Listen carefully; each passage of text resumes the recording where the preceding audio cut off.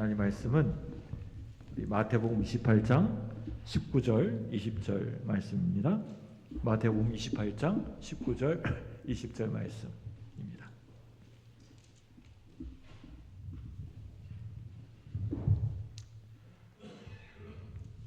우리 한 목소리로 같은 마음으로 같이 읽도록 하겠습니다. 시작. 그러므로 너희는 가서 모든 민족을 제자로 삼아 아버지와 아들과 성령의 이름으로 세례를 베풀고 내가 너희에게 분부한 모든 것을 가르쳐 지키게 하라. 볼지어다 내가 세상 끝날까지 너희와 항상 함께 있으리라 하시니라. 아멘.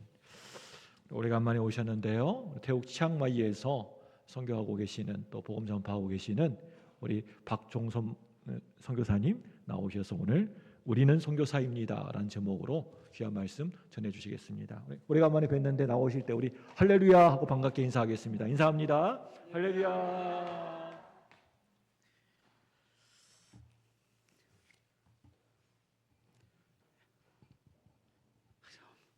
파란 색깔의 목사님은 옷도 어쩜 이렇게 밝은색 입고 오셔가지고 얼굴도 하얘신데 옷도 화려하시고 좋습니다. 너무 보기 좋습니다.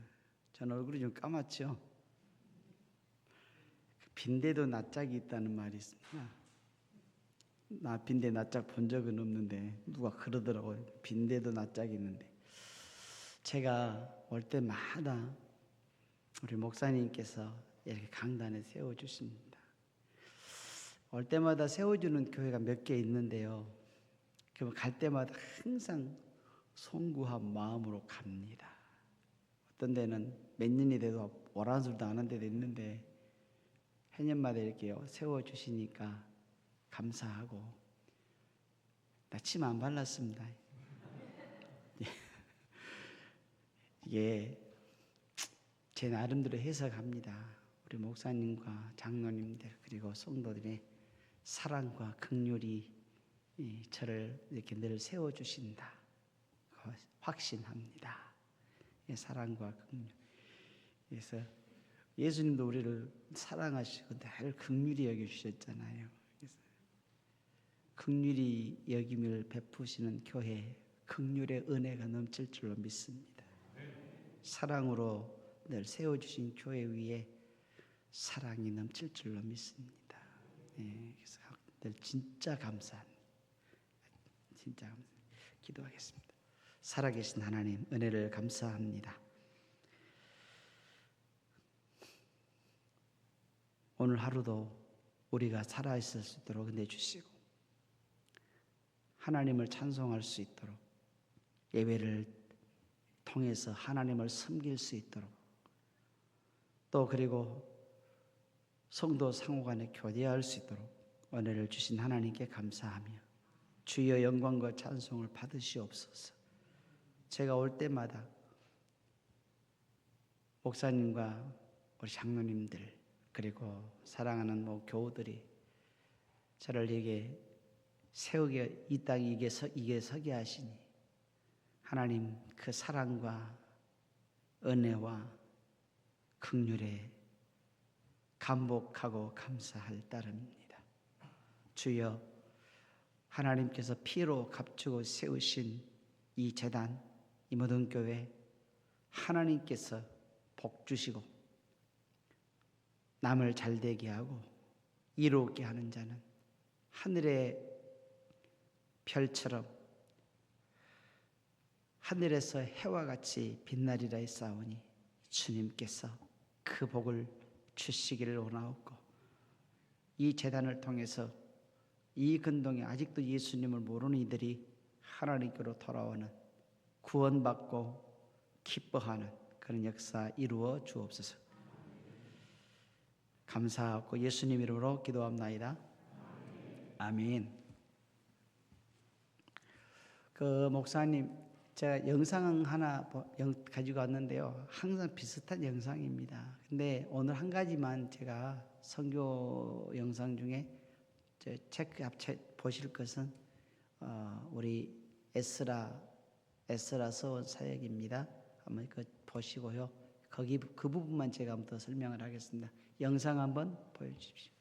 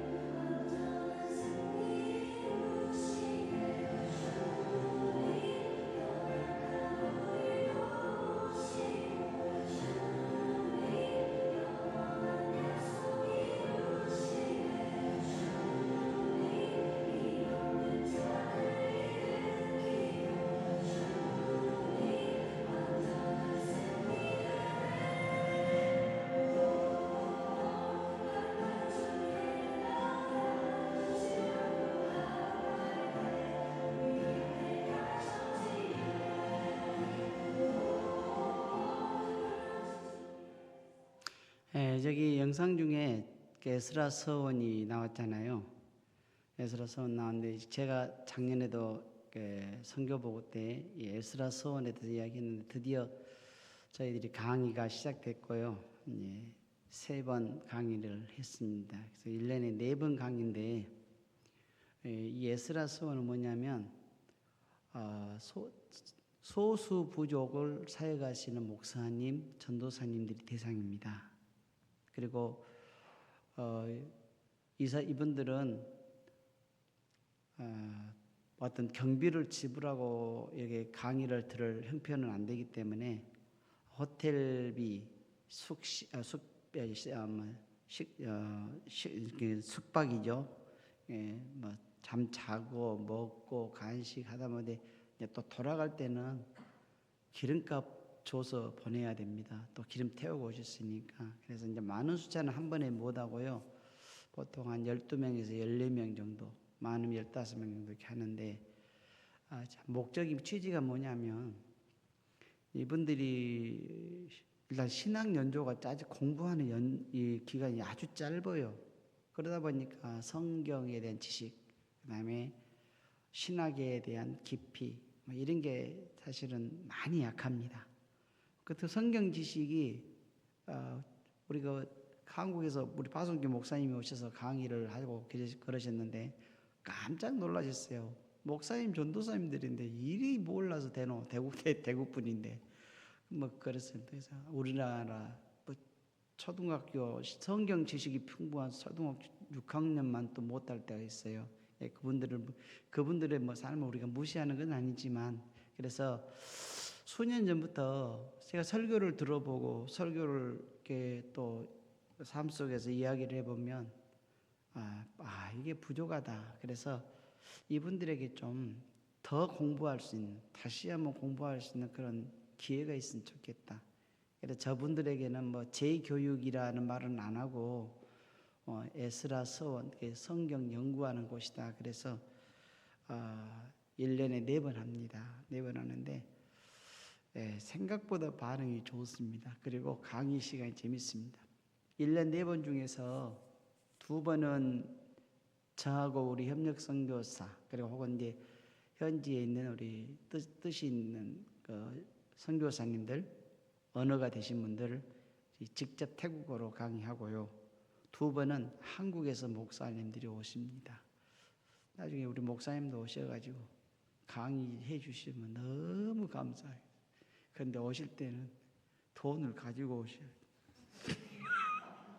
나 돈이 없으니까 좀 저분들 먹여주고 먹여주고 재워주고 돌아갈 때 교통비 줘서 보내야 되는데 그래서 한국에서 오신 분들이 근데 저만 그런 게 아니고 다른 선교사님도 이런 비슷한 사회 갈 때는 목사님 돈 가지고 오셔야 된다 그렇게 합니다. 우리 북태 선교사회가 1년에 한 번씩 그 가족 수양회를 하거든요. 큰 수양인데 강사 오시면 미안합니다. 강사가 한 2천만 원 들고 오셔요. 그래서 이제 한 분이 부담스러우님은 한 3분 이렇게 해서 오시더라고요. 근데 한 분이 오시면은 선교사님이 좀 더 편해요. 근데 이제 4분이 오시면요, 이분 다 강의해야 되니까 그 강의 시간 다 드려야 되니까 엄청 피곤하더라고요. 근데 한 분이 오시면 조금 더 쉬는 시간도 많이 주고 그런데 그래서 우리 목사님 나중에 기회 되지. 우리 목사님 오셔서 강의하시면 많은 유익함이 될 것 같은데 한 가지는 돈을 가지고 많이는 안 듭니다. 많이는 안 드는데 15명 정도 하니까 많이는 안 드는데 그렇습니다. 그래서 너무 보람되고 좋습니다.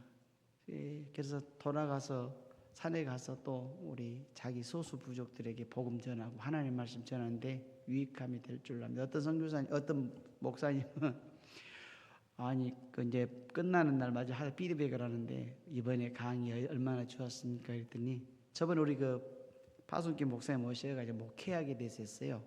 목회하게 됐었는데 이제 그 중에 설교 준비를 어떻게 할 것인가 방법론 이거 한번 있어요. 그랬더니 자기가 지금까지 사역을 하면서 설교를 어떻게 작성한다고 하는 방법을 이번에 처음 알았대요.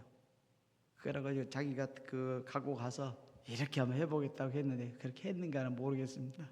예, 그래서 방법론 안다고 다 잘한 거 아니니까 그래도 많이 유익함이 있습니다. 그래서 1년에 4번 이렇게 합니다. 에스라 서원을 통해서 우리 소수 부족인 목사님, 전도사님들이 조금 더 성경의 깊이가 생겨지고 그다음에 신학도 좀 체계적으로 조금이라도 세워줄 수 있다면 그것도 사람을 키우는 중요한 사역이다. 그렇게 생각을 하고요.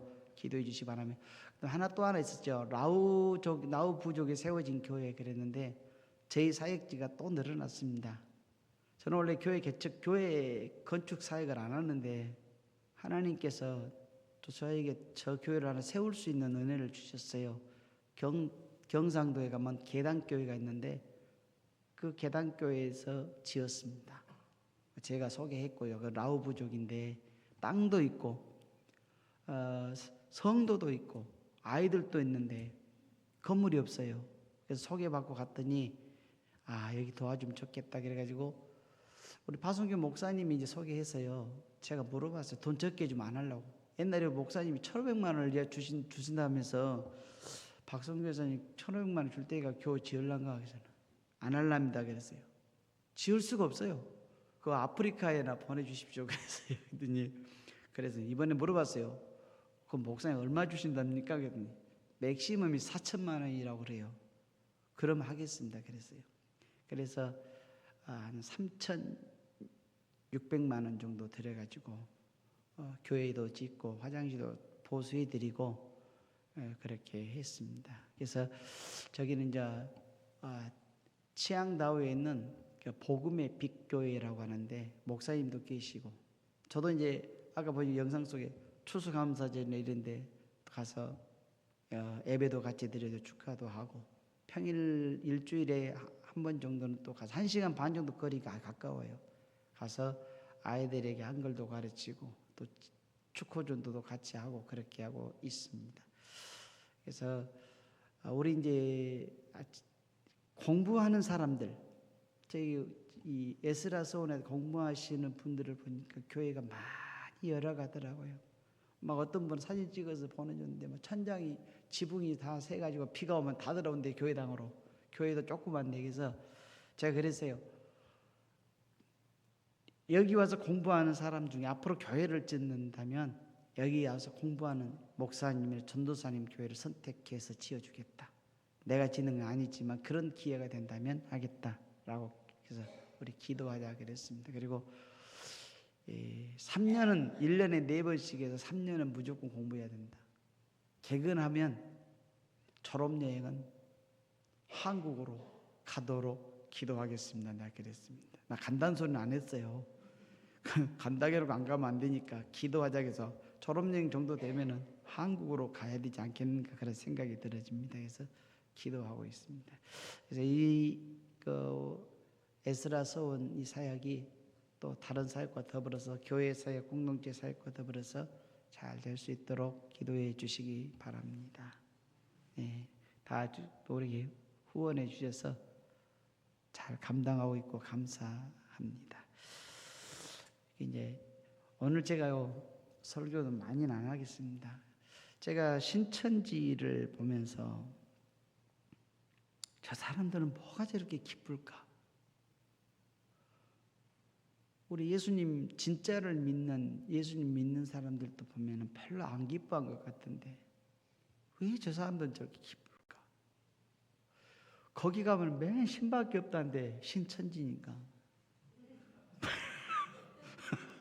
거기는 신천지잖아요.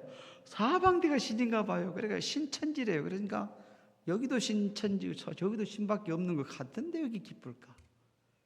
딱 한 가지입니다. 그 사람들이 갖고 있는 긍지와 자부심입니다. 가짜인데 나름대로의 긍지와 자부심을 갖고 있으니까 그렇지 않느냐 그래 생각하면서요. 우리가 참으로 그리스도 안에서 긍지와 자부심을 갖기를 주의 이름으로 축원합니다. 아멘입니까? 우리는 진짜잖아요. 우리 집에 신은 우리 신발은 우리 집에밖에 없어도 그 우리 진짜를 보석을 모시고 살잖아요. 그래서 제가 말씀의 제목을 우리는 선교사입니다. 아멘. 아니 선교사님이 선교사지 나 선교사 아니에요. 아닙니다. 우리 다 선교사입니다. 이제 들어보세요. 다 들었을 건데 한번 더 들어보세요. 예. 전도라는 말을 제가 전도와 선교라는 말을 사전을 봤어요. 자, 잘 들어보세요. 전도. 첫째, 교리를 믿지 않는 사람이 신앙을 가지도록 인도하는 일이다. 이게 전도래요. 그러죠? 교리. 하나님 예수 그리스도의 교리. 뭐 좀 그냥 쉽게만 하나님의 말씀이라 해도 되겠죠. 그래서 교리를 믿지 않는 사람이 신앙을 가지도록 하는 일. 믿음을 갖지 않는 이들이 믿음을 갖도록 인도하는 일이 전도입니다. 두 번째, 도리를 세상에 널리 전파하는 것이 전도입니다.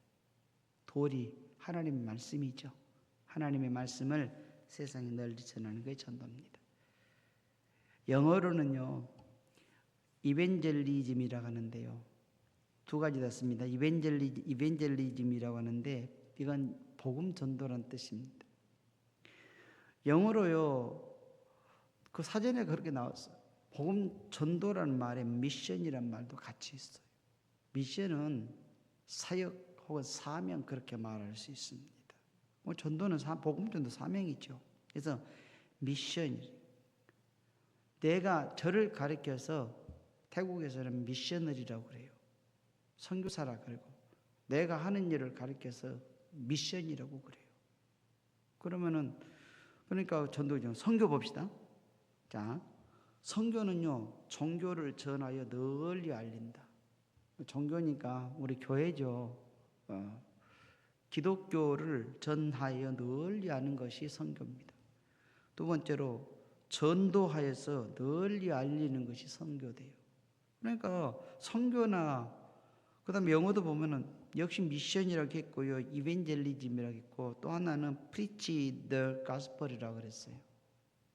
그러니까 그 선교 결국은 이렇게 보면 선교나 전도나 그냥 뭐 같은 말입니다. 그러니까 우리는 이렇게 볼 때에 우리는 선교사입니다. 아멘. 그리고 우리는 또 전도자입니다. 선교사이고 전도자입니다. 차이점은 뭐냐? 저는 태국 해외 즉 태국 치앙마이에서 복음을 전하는 것이고, 여러분은 국내에서 복음을 전하는 것입니다. 그런 차이밖에 없어요.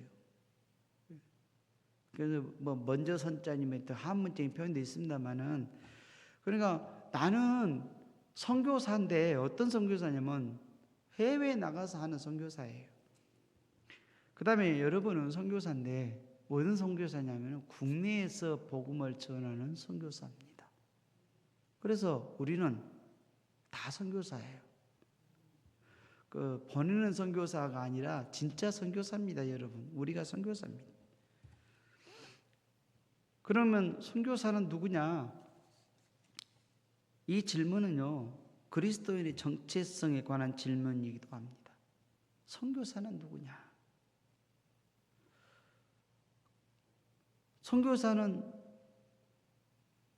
선교사는 무엇하는 사람이냐? 그런 말이겠죠.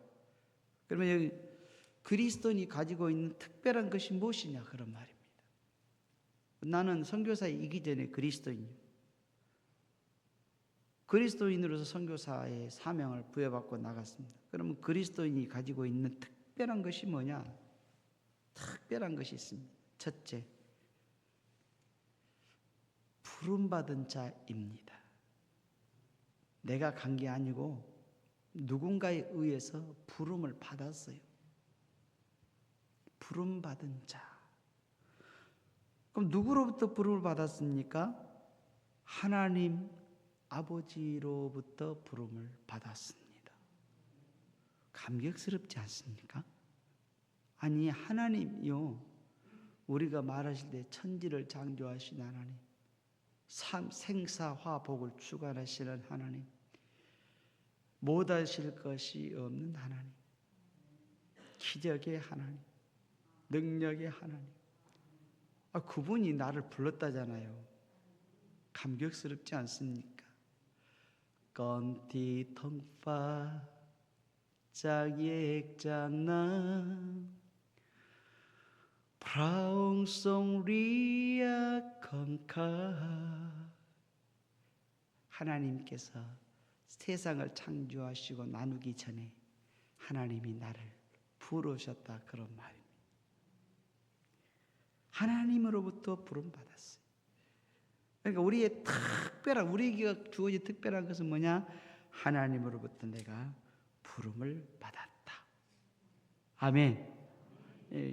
이런 그의 긍지와 자부심을 가져야 되지 않겠습니까? 한번 로마서 1장 1절 한번 함께 읽겠습니다. 로마서 1장 1절입니다. 로마서 1장 1절.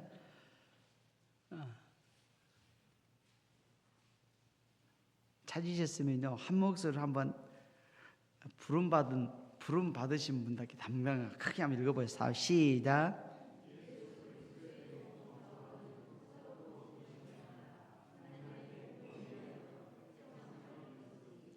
아멘. 바울이 지금 고백입니다. 사도 바울의 고백인데요. 여기 보면 부르심을 받아 그랬습니다. 아까 우리가 부름 받은 자라 했잖아요. 부르심을 받았다. 능동적인 사항이 아닙니다. 수동적인 사항입니다. 이 부름 앞에는요, 내가 하고 싶어서 하고 하기 싫으면 안 하는 게 아닙니다. 하나님의 부름 앞에는 무조건 해야 되는 거 아니겠습니까? 그렇죠? 예. 하나님의 부름 앞에서. 그래서 부르심을 받아. 이것은 우리 조직신학에서는요, 구원의 서정에서는 소명이라고 합니다. 어디서 불렀냐? 소명인데 위에서 불렀어요. 하나님이. 그럼 부르심의 목적을 뭐라고 써놨습니까? 거기다가 복음을 위하여. 복음을 위하여. 프아프라카카오프라스십니다. 복음을 위하여. 좋은 소식을 위하여 우리를 부르셨다. 그리고 하나님께서 이 복음을 위해서 뭐 어떻게 했냐면 선택하셨다. 여러분 지구상에 수십억 있잖아요. 그 중에서 하나님이 우리를 선택했어요. 그리스도인으로. 그리스도인이 된 사람은요, 그 다음에 자동적으로 뭐가 따라가냐면은 선교적 사명이 따라갑니다. 나만 여러분만 믿고 천국 가시려고 생각하시지 않았죠? 그럼요. 그건 뭐냐면은 우리가 그리스도인이 됐죠. 하나님의 자녀가 됐죠. 그러면은 그 다음에 따르는 것은 뭐냐면은 선교사적 사명입니다.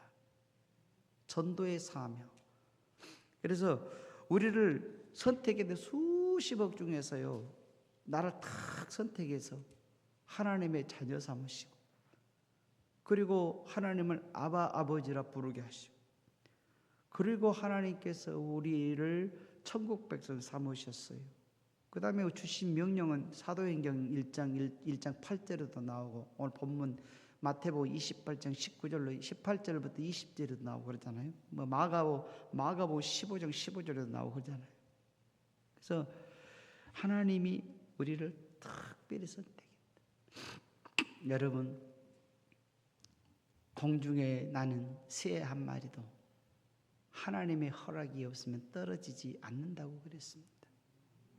포수가 기술이 좋아서 탁 맞춰서 쏜 게 맞떨어뜨렸던 게 아니고 하나님께서 허락하셨기 때문에 그 참새 한 마리 떨어진 거예요. 이건 내 말이 성경의 말이잖아요. 그러니까 하나님께서 공중에 나는 새 한 마리도 하나님의 허락이 없으면 떨어지지 않는데, 하물며 하나님께서 우리를 선택하심이 그 참새 한 마리 같이만 못하겠느냐, 그런 말씀입니다. 그래서 하나님이요, 그 특별하게 해서 이렇게 뽑았어요. 그러니까 우리를 여기 지금 앉혀놓고 있습니다. 그래서 우리를 하나님이, 성경에는 너는 선교사다 그러 안 했지만 하나님이 전도적 사명, 선교적 사명을 주셔서 부르셨습니다. 동의되시죠? 아멘. 그 다음에 여기 보니까 로마서 1장에 보니까 이제 다 좋았는데 사도라는 말을 보는 순간 기가 팍 죽어요. 사도. 그래, 나는 사도가 아니지. 사도는 바울이지. 그리고 바울 사도 같은 사람을 어떻게 우리가 따라가? 자, 사도라는 말은요, 한자적인 표현입니다. 우리 한글 성경을 옮기면서 한자적 표현으로 한글에다 헬라어를 써놓을 수는 없잖아요. 그래서 사도란 말로 그것을 이렇게 어떻게 이 헬라어 아포스톨로스라는 말을 어떻게 번역할까 했을 때 한자어로 옛날에 한문으로 이렇게 국한문 했으니까 사도 그랬습니다. 그러면 이제 사도가 뜻이 뭐냐? 헬라어로 아포스톨로스가 뭐냐? 한글 성경이나 사도라고 했는데 사도의 사도만 들어도 기가 팍 죽는데 하나님으로부터 보내심을 받아서 온 사람. 자, 바울 사도를 가만히 보세요. 바울 사도가요, 자기 잘나서 자기 스스로 자기가 똑똑해서 사도 된 게 아니잖아요. 하나님의 종이 된 게 아니잖아요. 하나님께서 모가지를 확 잘라도 말라 모가지를 확 삐뚤어 가지고 말 안 들으니까 다메섹 도상에서 그냥 봉사가 되게 하시고 거기서 하나님께서 강력한 빛 가운데 하나님 바울은 그렇지 않으면은요 하나님께 돌아올 사람이 아니잖아요. 그래서 바울이 바울 된 것은 하나님의 의곤지 은혜라고 자기 고백이에요. 그래서 하나님으로부터 보내심을 받아서 온 사람. 여러분, 우리가 누구로부터 보내심을 받았어요? 하나님께로 왔잖아요. 그래서요, 우리는 죽으면 어디로 가요? 하나님께로 가요. 그래서 우리 그 조상들이 사용했던 표현 중에 참 좋은 말이 있어요. 우리 사람이 죽으면 돌아가셨다고 그래요. 근데 한쪽은 맞고 한쪽은 안 맞아요. 예수님 믿고 잘 믿다가 이 땅에서 세상 떠나면 그분을 가리켜서 돌아가셨다 그래요. 어디로 갔어요? 왔던 데로 갔어요. 그런데 왔던 데로 갔으니까 돌아갔지. 여러분 서울 갔다가 집에 왔는데 딴 데로 갔다 그래요? 집에 돌아왔다 그러지? 예수 믿는 사람은요, 생명을 주신 분이 하나님이신데 그 하나님께 다시 갔으니까 돌아가신 건데, 예수님 안 믿는 사람들은 오기는 왔는데 갈 때 요리 갔어요. 그래서 딴 데로 갔다 그래요.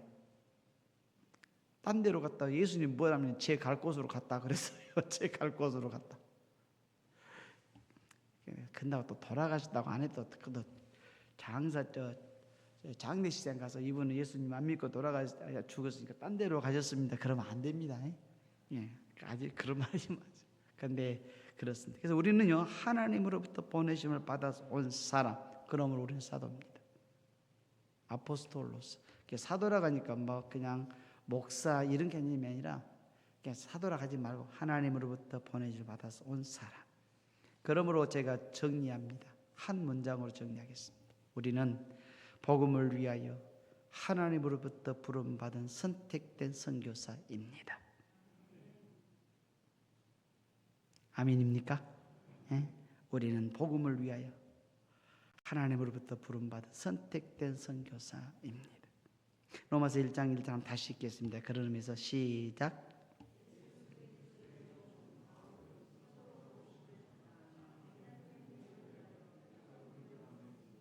아멘. 그러므로 그리스도인은요, 그리스도의 존재의 목적은 선교예요. 그리스도의 존재의 목적은 복음 전파입니다. 교회 모든 프로그램의 실행 목적은 전도여야 하고 선교여야 합니다. 그 목적도 목표도 교회의 모든 프로그램의 실행 목적 전도여야 하고 선교. 교회의 모든 기관의 존재의 목적 역시 선교여야 하고 복음 전파야. 교회가 어떤 일을 행한 후에 그리고 그 결과는 항상 전도의 열매가 있어야 합니다. 남전도회가 됐든 여전도회가 됐든 주일학교가 됐든 청년부가 됐든 어떤 기관이 됐든지 간에 그 어떤 행사를 하고 마치면 그 마지막에는 항상 열매는 전도의 열매가 있어야 합니다. 그렇게 하시기 바랍니다. 그래서 오늘 본문 마태복음 28년 19절 20절은 선교사가 어떻게 복음을 전파해야 하는지를 말씀합니다. 여러분, 시대가 변해도 복음의 본질은 변해서는 안 됩니다. 아무리 시대가 변해도, 그렇죠? 복음의 본질이 변하면 안 됩니다. 복음의 내용도 마찬가지입니다. 복음의 내용은 오직 예수 그리스도입니다. 아멘. 오직 예수 그리스도. 그래서 마태복음 28장 19절 20절에서 가서 제자를 만들고 세례를 베풀고 가르쳐 지키게 해야, 이 일을 해야 합니다. 문흥동에 가면, 제가 문흥동 기도하는데요, 그 문흥동 사거리에서 항상 전도하는 교인이 있습니다. 다른 교인인데 제가 가면은요 항상 전도지를 받습니다. 과자도 주더라고요. 빵도 주고. 왜 받냐면요, 그분들에게 제가 용기를 주려고. 이게 지금 요즘 춥더라고요. 근데 그분들의 용기를 주려고 가서 일부러 전도지를 받고, 그럼 전도지 받으니까 과자 주고 빵 주더라고요. 그럼 이제 거기서 끝내면 되는데, 또 이제 가니까 제가 좀 잘생기긴 했나 봐요. 막 따라와가지고 우리 교회는 어디 교회인데 봤는데 몇 시에 예배 드린다 그러면, 이제 그때 제가 막 참 목사입니다 그러고 갑니다.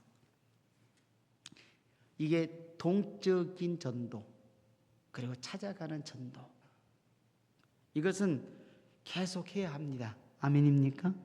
예. 듣든지 말든지, 전도지 받아가지고 바로 그 옆에다 버리든지 말든지. 또 버리고 과자도 버리지, 과자는 두고 가요. 전도지만 버리고 왜 과자는 또 갖고 가지 모르겠어요.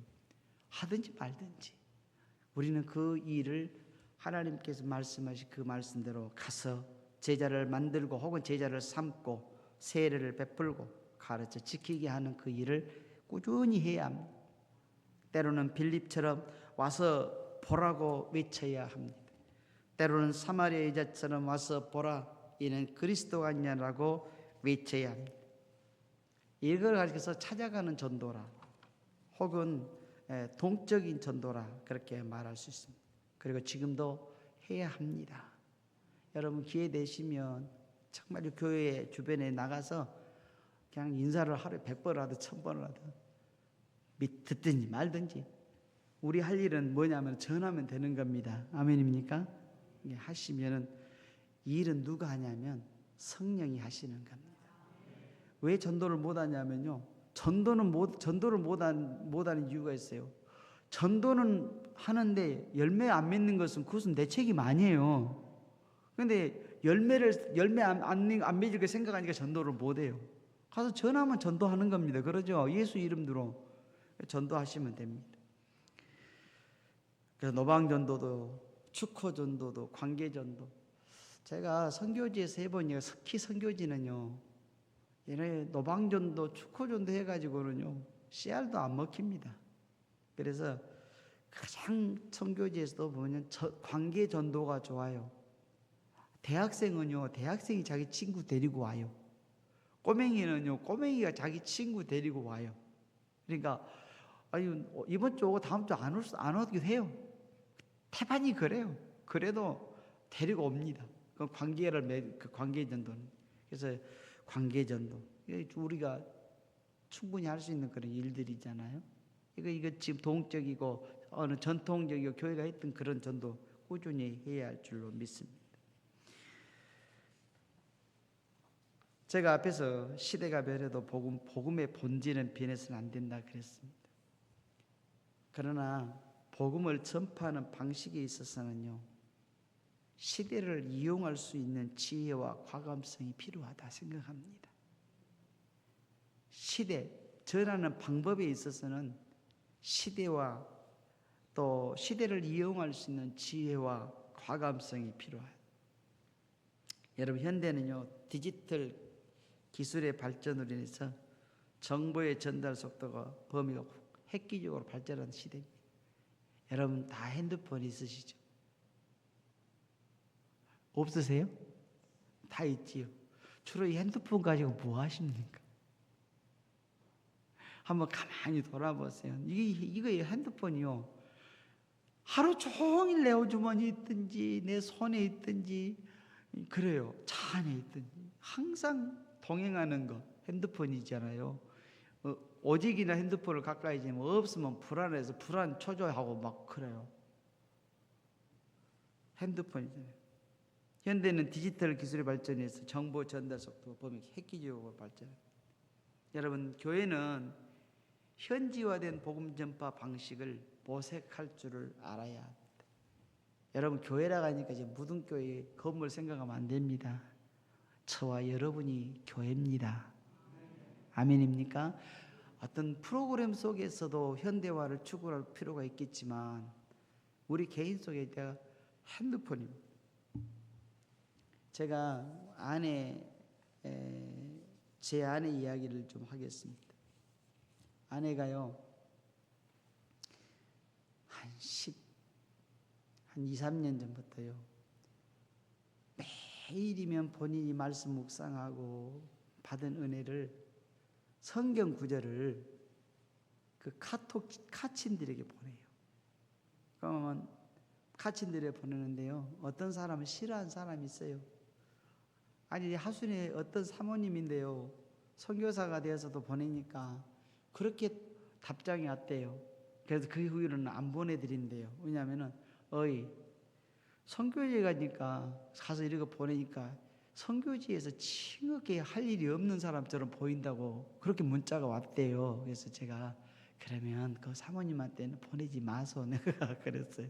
근데 그 사모님은 그날짜로 또 다른 사람들도 조금 안 좋아하는 사람도 있고 그래요. 그럴 때마다 조금 낙심되면 안 보낼까? 그래서 아니, 그냥 보내.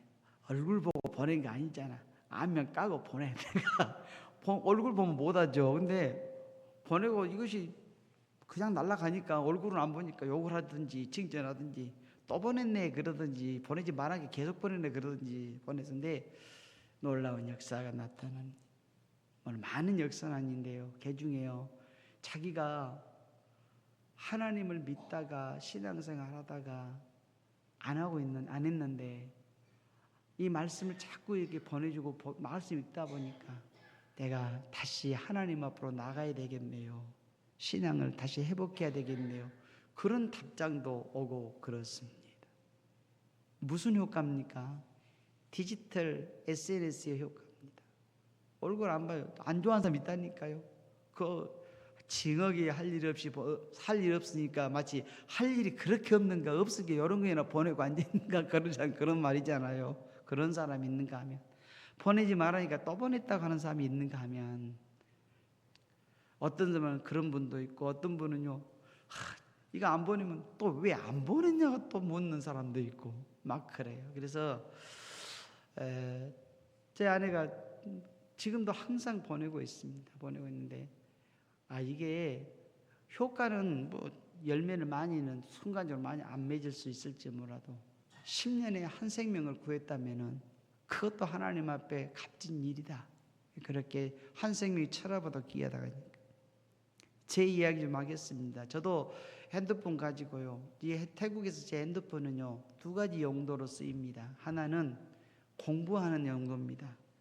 제가 이제 태국어를 배울 때도 그 태국인하고 이런 문자를 통해서 태국어를 배우기도 하고, 설교를 할 때도 제가 설교문을 작성하다 보면은 조금 확신이 안 가는 용어들이 있어요. 표현들. 왜냐면 그거 어떠냐면은 현지인이 쓰는 용어가 있고 안 쓰는 용어가 있어요.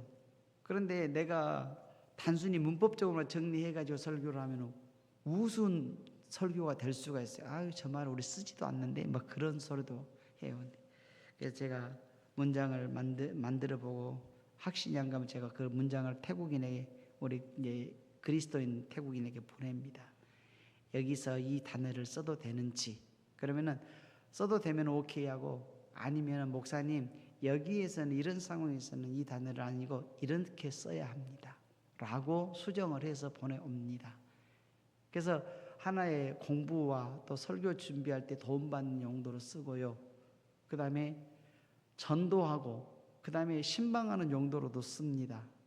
태국인들에게. 그래서 내가 이야기하다가 혹시 교회 다니냐, 교회 다닌 적이 있느냐, 대부분이 없다고 그래요. 그럼 한번 우리 교회가 어디에 있는데 한번 주일을 몇 시에 예배드린다면 놀러 한번 올래? 그런데 놀러 잘 와요. 그러면 이제 오는 목적은 오면은 하나님께서 손 대시면 될 줄로 믿습니다. 그래서 그렇게 하고 또 신방도 그렇게 SNS 그렇게 카톡 이제 태국에서는 라인을 씁니다. 카톡을 안 쓰고 태국인들은 라인을 쓰는데 라인을 통해서 또 주일날 되기 전에 신방도 하고 그렇습니다. 그래서 그러면 목사님은 맨 그것만 합니까? 아닙니다. 나도 전화도 하고 뭐 유튜브도 보고 카톡도 보고 그렇습니다. 올리기도 하고 나 좋아하는 게임 하나 있는데 장기 게임 있는데요. 장기가요 인터넷 장기 4단이에요. 장기 게임도 해요. 그런데 장기 게임도 하는데 복음적인 측면에서 그렇게도 사용하고 있다. 그러면 효과가 없냐면 쌈박한 효과도 있고 그래요. 쌈박한 효과도 있고 그러니까요. 여러분들 하나님께서 우리에게 이런 걸 주셨을 때 이것도 한번 여러분 단톡방에 무등산 놀러 가자고 단톡방만 만들지 마시고 개 모임 하자고 단톡방만 만들지 마시고 한번 이런 구역별로 단톡방 또 혹은 여러분 같은 교우들끼리 단톡방 만들어 가지고 서로 거기에 말씀도 올리고 말씀도 나누고 교제하고 또 그리고 또 신방도 카톡을 통해서 하고 페이스북 얼마나 좋습니까?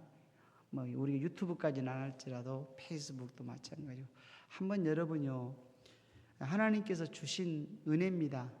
그래서 이런 문화를 요즘에서 보니까 이거 제가 창하는 거 아니에요. 제가 설교를 준비하면서 쭉 이렇게 한번 찾아봤더니 이 시대의 전도 방법은 뭐가 있을까 하고 찾아봤더니 요즘에 서울 쪽에서는 일명 디지털 전도 방식들이 서울에서는 유명한 것 같아요. 대면하면 쑥스러워서 고개가 숙여진대요. 예수님입니다. 그런데 안 보니까 얼굴 까고 하는 거예요. 그냥 저 사람이 나한테 욕을 하든지 말든지 받든지 말든지 이게 안 보이잖아요. 그러니까 욕한 자리 없고 이거 보내지 말라고 문자 하나 오면 그냥 할렐루야 하나님 주를 위해서 내가 또 욕을 얻어 먹었습니다. 그러면 될 것 같고요. 그래서 한번 여러분 꼭 이 핸드폰을 통해서 일명 디지털 전도 혹은 SNS 전도 그렇게 한번 하시면 참 좋겠다 그런 생각도 하고 하나의 방법론적으로 제가 제시하고 실제 저희들 그렇게 하고 있는데 선교지에서 제가 더구나 선교지는요 누구 만나서 붙들고 하기가 쉽지가 않아요. 그 태국 사람은 거리에서 누구 만나기도 어려운 게 여러분 태국 가봐요. 걸어다니는 사람이 없어요. 전부 기본적으로 아무리 모두 자전거 타고 다녀요. 또 오니까 걸어 다닐 수가 없습니다. 그래서 태국 오셔가지고 노방전도 하지 마세요. 열사병 걸려 잘못하면 죽을 수 있어요. 노방전도 하려고 하지 마시고 그렇게 하시면 될 것 같습니다. 말씀을 마치겠습니다. 여러분 우리는 선교사입니다. 이제 우리가 다 선교사인 건 이제 더 확신이 생기시죠. 하나님으로부터 부름받은 선교사입니다. 예수님의 복음을 전파하도록 부름받은 선교사입니다. 전통적인 대면 전도, 교회 중심의 선교 활동, 예를 들어서 오늘 말씀처럼 가서 제자 만들고 세례 베풀고 가르치기가 하는 전도 사역 끊임없이 해야 합니다. 그러나 동시에 매일 하루 종일 손에 들고 있는 이런 핸드폰이나 뭐 핸드폰만 있으면 유튜브도 하고 카톡도 하고 보이스톡도 하고